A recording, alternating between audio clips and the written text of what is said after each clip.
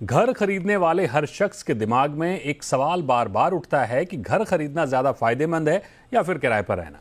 जाहिर है दोनों के अपने अपने फायदे हैं, अपने अपने नुकसान हैं।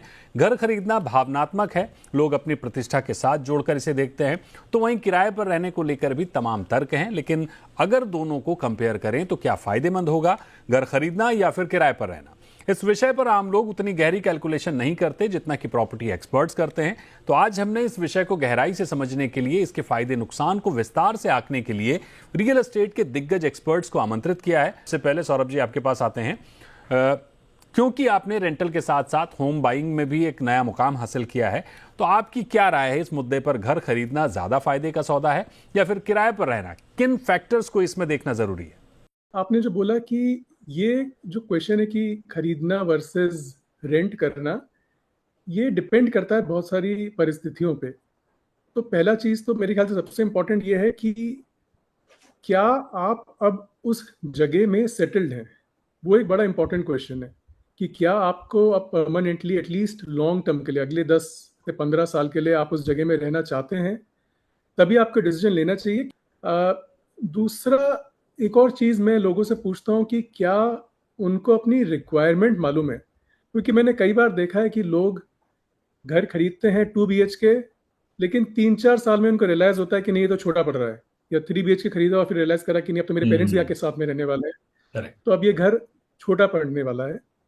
तो आई थिंक उस तरह की एक स्टेबिलिटी जहाँ पे आपको मालूम है कि अब आगे क्या होने वाला है, क्या आपके किड्स हैं या आपके पेरेंट्स आपके साथ आने का प्लान कर रहे हैं, ये सब क्लैरिटी है कि नहीं है, ये भी एक बहुत बड़ा इंपॉर्टेंट डिसीजन क्राइटेरिया होना चाहिए। एंड तीसरा चीज़ मुझे लगता है कि आपके पास क्या इनफ सेविंग्स हैं डाउन पेमेंट के लिए, और उसके अलावा कुछ पैसा और भी है कि नहीं, कि कोई इमरजेंसी आई या कोई मेडिकल रिक्वायरमेंट आई तो उसके लिए आपके लिए पास सेविंग्स है कि नहीं। ये अगर तीनों चीज़ें हैं आपके पास तो इट्स अ नो ब्रेनर कि आपको घर खरीदना ही चाहिए। इसमें घर खरीदने में फिनेंशियली भी सेंस बनाता है और इमोशनली तो ये बहुत ही इंपॉर्टेंट है, बिकॉज आप चाहते हैं कि जो घर है उसमें आप अपने तरीके से उसको डेकोरेट करें, अपने तरीके से रहें। आपको हर 2-3 साल में मूव नहीं करना है। वो बड़ा हैसल होता है कि आपको अगर लैंडलॉर्ड हर 2-3 साल बाद बोलता है कि आप यहाँ से छोड़ के दूसरी जगह जाइए, तो वो एकदम ही सेंस बनाता है। And financially also it makes all the sense. अगर आप लॉन्ग टर्म देखेंगे तो 8 to 9% आता है, और रेंटल यील्ड भी है 3%, जो कि आप नहीं पे करेंगे तो वो भी एक तरीके से आपका रिटर्न है। सो 11 से 12% आप कमा रहे हैं जी, और आपको जो लोन मिल रहा है वो 8.5% पे मिल रहा है। तो इस तरह का लेवरेज और किसी एसेट क्लास में नहीं मिलता है।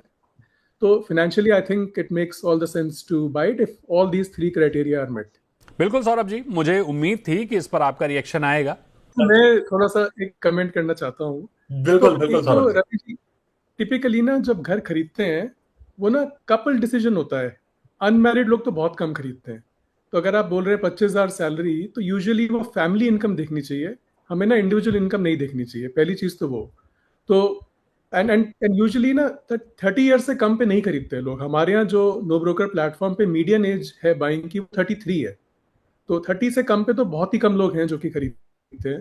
33 is the median age, and that too it's a family decision, it's not a individual who is buying. तो अगर आप वो देखेंगे तो जो टॉप 10% है उसकी इनकम काफी ज्यादा हो जाती है। पहला चीज तो वो। दूसरा, अगर आप बोल रहे हैं कि 25 लाख का घर 2 करोड़ का, 3 करोड़, जो भी आपने बोला 10.45% आया इसमें, लेकिन आपने रेंटल नहीं जोड़ा। अगर वो घर नहीं खरीदता तो 3% रेंटल भी दे रहा होता, तो 13.5% कमा रहा है।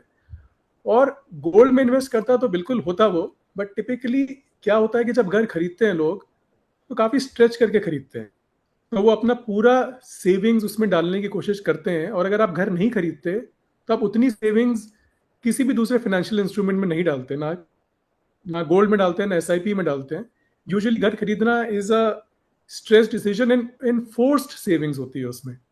उतनी सेविंग्स आपकी किसी भी और फाइनेंशियल इंस्ट्रूमेंट में नहीं होती है जब आप ऐसा नहीं करेंगे, घर नहीं खरीदेंगे, तो अब उतना पैसा आप गोल्ड में नहीं डालने वाले। सौरभ जी, यहां ट्रेंडिंग से ज्यादा जरूरी बात यह है कि घर की जरूरत जिस सेगमेंट को है, यानी लोअर सेगमेंट, अफोर्डेबल सेगमेंट, वहां डाउनफॉल बनता हुआ दिख रहा है। बजट भी सबसे अधिक उसी कैटेगरी का बिगड़ता है।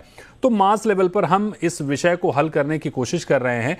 लोअर सेगमेंट में किस तरह से लोगों को काम करना चाहिए, जिनकी इनकम कम है, उन्हें घर खरीदना चाहिए या फिर रेंट पर रहना चाहिए, बेटर क्या है? नहीं, ये एकदम ही सही बात है आपकी कि लग्जरी सेगमेंट काफी ज्यादा ग्रो कर रहा है और अफोर्डेबल सेगमेंट में इतना ग्रोथ नहीं आ रहा, ज्यादा डी ग्रो ही कर रहा है। तो इसमें थोड़ा सा अगर आप देखेंगे तो जो डेवलपर्स हैं उन्होंने प्रॉफिटेबिलिटी पे ज्यादा फोकस किया because there was lot of demand from luxury buyers.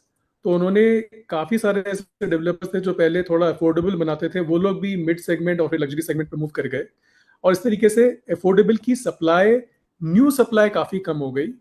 However resale में अभी भी अफोर्डेबल में घर मिलते हैं, तो रीसेल में काफी बड़ा सेगमेंट है जहाँ पे कि आपको लेस देन 50 lakhs में घर अवेलेबल हैं और वो मिलते भी हैं। एंड इसके अलावा भी जो कि थोड़े छोटे बिल्डर्स हैं जो कि गेटेड सोसाइटीज नहीं बना रहे हैं, नॉन गेटेड घर हैं, वो अभी भी अवेलेबल हैं, जैसे कि सिटीज लाइक बैंगलोर, चेन्नई, हैदराबाद, पुणे, इन सब जगह। इवन मुंबई में भी अगर आप थोड़ा सा बाहर जाएंगे तो आपको मेन मुंबई में नहीं मिलेगा, बट ग्रेटर मुंबई में या फिर अगर आप डोंबिवली साइड में जाएंगे तो आपको थोड़े अफोर्डेबल घर उस टाइप के मिलेंगे, या पालघर साइड में घर मिलेंगे। तो आई थिंक अफोर्डेबल घर हैं, थोड़ा सा दूर हैं, या फिर वो रीसेल में अवेलेबल हैं।